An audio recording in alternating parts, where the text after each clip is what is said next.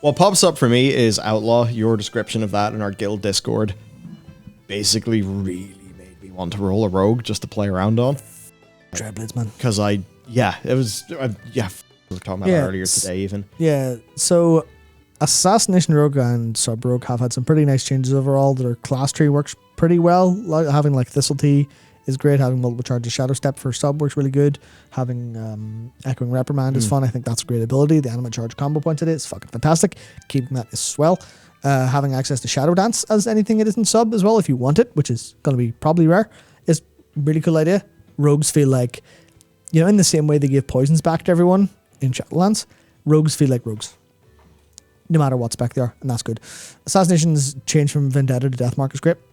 It basically doubles the damage of your dots on them, so you just dot up Deathmark and like Exsanguinate if you want and bleed the shit out of them. They've got a couple of AoE tools back, extra poisons from Dagon Tempered Blade, Kingsbane, good stuff. Sub, but slightly better, more tools, more buttons. Flagellate, Sepsis, and Echoing Reprimand. You can use all three. That's fucking crazy. But Outlaw was like, you get Dreadblades back, and Dreadblades works as Restless Blades to drop cooldown. Also works with, I think it's True Bearing. I can't remember all the names of the Roll the Bones ones that increases that further.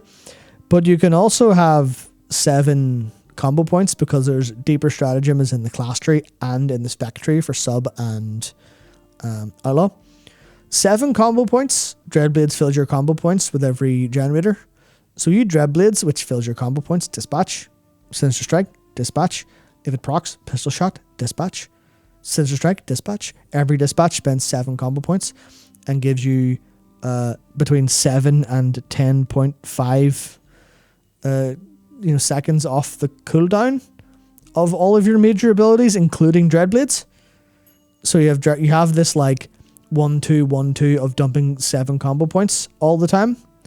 That works especially well with Adrenaline Rush, giving you basically infinite energy for the period, and also Echoing Reprimand with Resounding Clarity, giving you a load of I think it's 4 combo points that are anima charged. So if you're lucky enough, instead of having to build up 7 combo points for a full finish, you can do like 2 or 3 or 4, which is fun to try to minigame. And I also reduce the cooldown of Blade Flurry, so when you're in full go, you just have Blade Flurry up all the time if you play it properly. And you just have this thing of, especially with like the ambush procs you get now from Sinister Strike occasionally, you just feel like you are just smashing max damage buttons all the time. And it's represented a little bit in the meters, not massively, because like there's other AoE classes like Matching Me in the dungeon. To be fair, I wasn't playing extremely well because it was reasonably new to it. But I was just there like, I have Dreadblades up all the time. I feel like I am a living god. This is amazing. I'm doing so much damage. This is so fast. This is wonderful. The mini game of like the carrying ability, Echoing Reprimand, is so much fun. I'm like, it should be renamed to Fury Pirate. That's what it feels like. It genuinely feels like it should be Fury Pirate. It's wonderful. The only problem is Grappling Hook being like in the spec tree in a place that you can trade for more throughputs kind of sucks. It's like, do I take damage or Grappling Hook? I could not have Grappling Hook. It's cool. You do get Shadow Step though. As we know with every fucking video game. Yeah. Put a Grapple Hook in. Yeah. You do get Shadow Step though from the That's spec not tree, a which is Grapple Hook. nice. It's not a Grappling Hook. Yeah, fair. They should probably like, maybe that's something they should do. But it is like, man, you get so much stuff and you get to press good ass buttons and it feels good as hell. And then keep the bones for rolling, or keep them rolling. Sorry, keep the bones. Keep them rolling for extending your roll of bones is really, really, really nice. It's on a 7-minute cooldown, but with Restless Blades that comes down quite a lot. And you're sitting there going, you can like, if you get a big stack of like 3 or 4 matches, you can just extend that. It's like, you know what? Fuck it. I remember. Actually, I think that was it. It was whenever you got the, the way everybody got a fairly, or at least most people got a fairly impactful artifact trait in patch 7.2 of Legion. So whenever you got, I forget exactly what it did, but it was something that really, really improved Roll the Bones' gameplay feel. Was it the Adrenaline Rush guarantees 2 matches or something like that? Yeah. It was the one where it basically capped the downside in a way that like... Yeah, I just remember like after that just playing around with it, and I had so much fun. It's kind of crazy. I do not like the fantasy of it whatsoever. I'm not a fan of pirates whatsoever. I don't really like Roll the Bones, but it's really like, fuck, this is good. If you were like, you're only allowed to play Outlaw Rogue, I go, ah, shit. Oh, well. As opposed to, Alt F4 on the stall game, like I would with a couple other specs. This one's like, oh, yes. I think it's... Could it be up there? One of the most fun in the game? Personally, I really don't like Roll the Bones. But in terms of the stuff you have and how fun it feels to interact with, yeah, it's fun.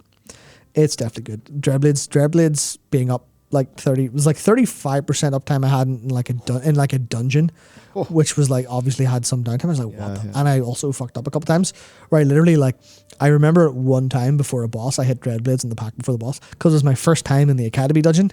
So I didn't know the boss around the corner. And then I don't know what someone in my party did, but they just exploded the pack. It's like, I just pressed Dreadblades and I don't get all the sweet cooldown reduction. So I don't get used on the boss. Fuck. But beyond that, I was like, this is just going through that dungeon. I'm like, here's a pack. Where pack? It's gone. Why? Blade Fury, dispatch. Sorry. Between the eyes, dispatch. Class.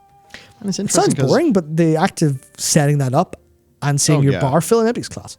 Like, as all of the things we've kind of got, which is Rogue, Shaman, Warrior, Warlock, they all they're slap like super all hard. yeah, they're all really good. Yeah, we're not fuck, saying man. tuning wise. Yeah. I think we're just Shaman saying, is it the one that has a few tuning concerns, even though it's like super fun. Yeah. But yeah, like broadly for these guys,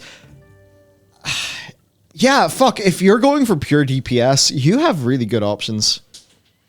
In my head, It's for like a pure DPS disgusting, class, is like, I don't know, is it Rogue and Warlock? Are they the prime combatants? If I was to Yeah. go for best melee pure DPS class, best ranged pure DPS class. Yeah, like there's Maybe those two. there are very few things wrong with either of them. Yeah. Rogue is absolutely fantastic, almost across the board in terms of how it feels to play with the options available to you. Sometimes there's a little bit of like slightly less options due to tuning, but like even then, just picking a couple things is really fun. Like the core of them is good. Maybe like sub rogue if you don't like pressing 3 different covenant abilities, because unfortunately you can't pick all 4 at the same time. You can't take all 4 though, which is sick because you can get serrated bones. Oh no, sorry, it's no serrated bones back. I think is assassination actually. Yeah. But generally, it's like those are fucking amazing.